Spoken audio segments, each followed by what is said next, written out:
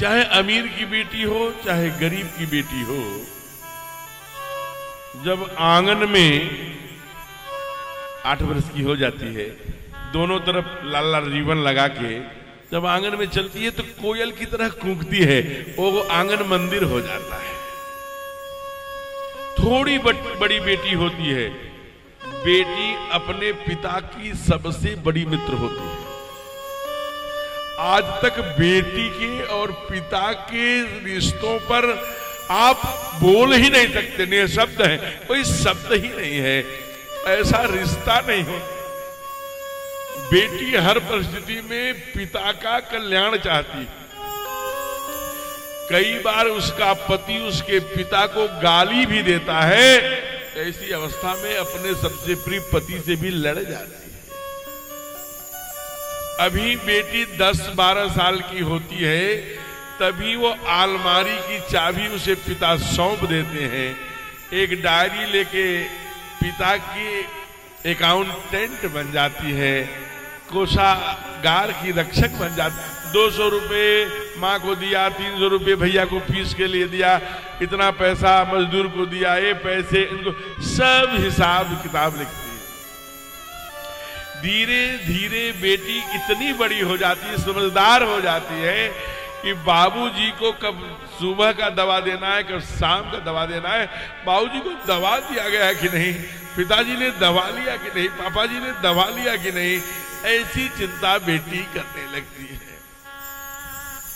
वह बेटी जो घर में लाड से प्यार से एक एक तिल बढ़ती है, पलती है, एक समय यह आता है,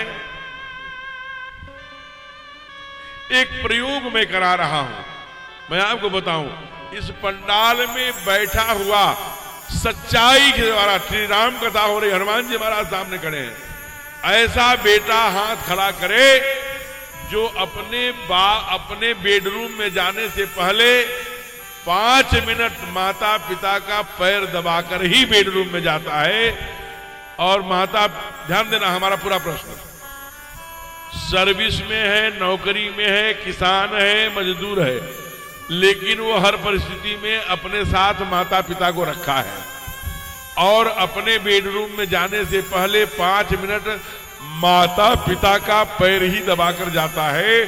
वो पुत्र हाथ खड़ा करे। Not a single hand in all campus, 1-2 hand है, मैं इनके लिए तालियों से अभिनंदन करता हूं, तभी धर्म जीवित है, तभी धर्म जीवित है। इसका अनुपात देख लीजिए आप, ये संख्या कैसे बढ़ रही है, घट रही है, आप ध्यान रखना। बेटी, आप सर्वेक्षण करके देख लो, 90% विधवा माताएं बेटियों के घर में पल रही है महाराज, 90% ये है बेटी। अगर आपका कल्याण बेटी नहीं करेगी तो बेटा का अनुपात आपने देख लिया। एक दिन वह भी आता है जब बेटी 20 साल की 22 साल की हो जाती है, पड़ोस में घर में माता भाई चाचा ताऊ पिताजी जो घर में है, बेटी की शादी कहीं कर लो, अब बड़ी हो गई है, लोग कहते हैं कि क्या हो गया, कहीं शादी कर दे क्यों नहीं, इतनी बड़ी हो गई है। अंत में बाप माँ के पत्नी के सबके कहने पर 4-4 दिन 8-8 दिन लंबे प्रवास पर जाता है, लौट के आता है, अभी पानी भी नहीं पीने पाता है। घर की मालकिन कहती है, पत्नी कहती है, क्यों जी कहीं बात बनी? बाप कहता है नहीं, कहीं नहीं बनी, कहीं अच्छा लड़का दिखता है तो बहुत रुपया मांग रहे हैं जो मेरे पास नहीं है, और कहीं पर देखो तो लड़का ही नहीं है, तो वहां क्या करूं, कहीं बात नहीं बनी। यही बात कहा, प्रभुता तरुणी गृहे स्यारको बुद्धिदा, वर कन्या विक्रयणी, श्रीमद् भागवत में श्लोक आया महात्मा में, बेक रहे हैं।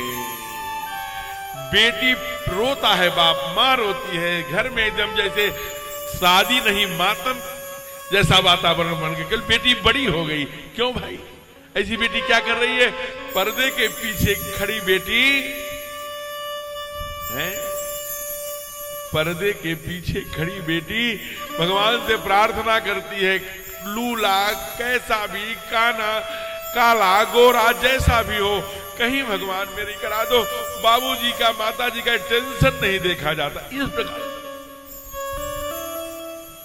कभी कभी घर में जब पति नहीं रहते, केवल विधवा मां रहती है, कैसे तैसे जब बेटी की शादी कर लेती है और करके जहां बाबूजी का चित्र लगा रहता है ना, वहीं बेटी को ले आके खड़ी कर देती है और कहती है, देखो जी हमको जैसा बना हम विदा कर रहे हैं, आप रहते तो और धूमधाम से पिता शान होता है बेटी का, उस दिन यहां चुभता है बेटी को जब बाप नहीं होता विदा के समय।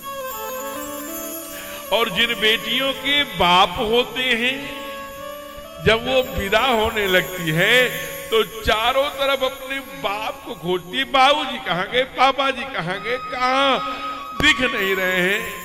पूरे घर में लोग खोजते हैं, बाबूजी नहीं मिलते। बाबूजी किसी पर्दे के पीछे खड़े होकर फपक फपक के रो रहे होते हैं। जरा विचार करो उस बेटी पर, जाते जाते वो अलमारी की चाबी भी दे जाती है, जब भाई पानी का धार मारने जाता है कमीज पकड़ती है, खींच लेती है, भैया मैं जा रही हूं, बाबूजी का ध्यान रखना, समय से दबा देते। रोती हुई घर से विदा होती है। और कई बार तो ऐसे परिवार में ब्याह दी जाती है जहां ससुर भी, भसुर भी और पति भी सांघिक संगठन बनाकर उस बेटी को टार्चर करते हैं। गाड़ी मंगवाओ, वो मंगवाओ, रुपया मंगवाओ। कितनी धैर्यवान हमारी बेटी होती है। किसी बेटे का विवाह कर दीजिए, 4 दिन में लठ मार के चला आएगा। लेकिन बेटी कैसी होगी? बेटी जरा सोचिएगा, बेटी जब प्रसव देती है, पहला बच्चा पैदा करती है, तो श्रीमद् भागवत में पाठ आया 1000 बिच्छू के डंक के बराबर कमर में दर्द होता है। जब सास ससुर दुष्टों के घर में ब्याह दी जाती है, सास ससुर पति, कार मंगाओगी कि नहीं, वो मंगाओगी कि नहीं, ये मंगाओगी कि नहीं, इसको भेज दो, मायके भेजो, मायके भेजो, इसके बाप को बुलाओ।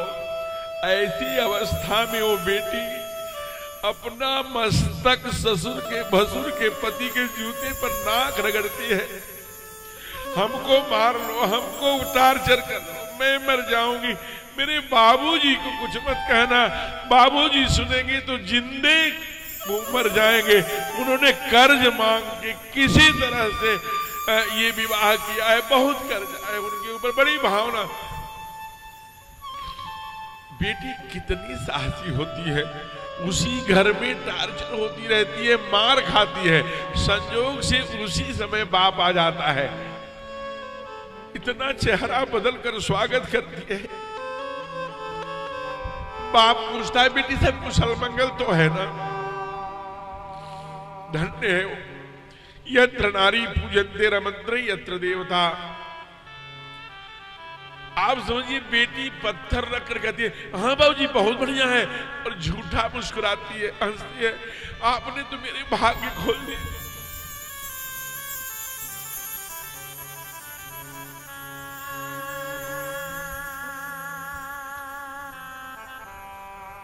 बहुत अच्छे सास ससुर पति मिले हैं, ऐसा झूठ बोलती है।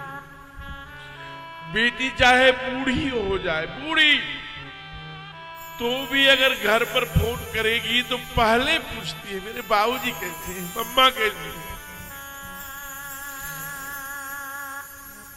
जब कई बार बाबूजी के मरने का समाचार, न रहने का समाचार बेटी सुनती है, घर भागती है।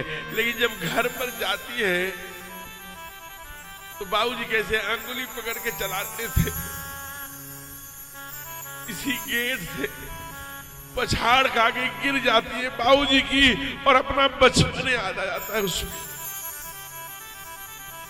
जब चलती तो समझ जाती है जब तक बाप जिंदा रहता है तब तक बेटी को मैके में अधिकार रहता है। क्योंकि विधवा मां बच्चों के अधीन हो जाती है, वो अपने मन से नहीं बुला सकती। कई बार विचार करना, बहुत बड़े घर में बेटी ब्याह दी जाए,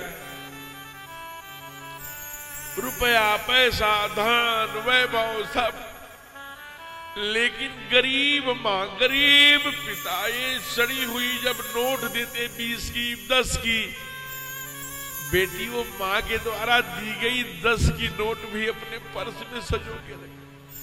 जब कभी अपमानित होती है, तिरस्कारित होती है, कष्ट में होती है, तो वही फटी हुई नोट मां की देखकर उसी में अपने मां को देखती है, अपने पिता को देखती है। इसलिए बेटी हमारी श्रृंगार है, बेटी हमारे घर की कोयल है, हमारे घर को मंदिर बनाने वाली बेटी है। अगर बेटी साथ नहीं देगी तो बेटा नहीं देगा। मत मारिए इसे, भ्रूण हत्याएं मत करिए। इस देश में प्रधानमंत्री को ये कहना पड़े बेटी बचाओ बेटी पढ़ाओ देश बचाओ। हमारे यहाँ तो शास्त्र कहता है यत्र नारी पूजन्ते रमन्ते यत्र देवता, जहां नारियों की पूजा होती है वहीं लक्ष्मी वहीं देवता का निवास होता है।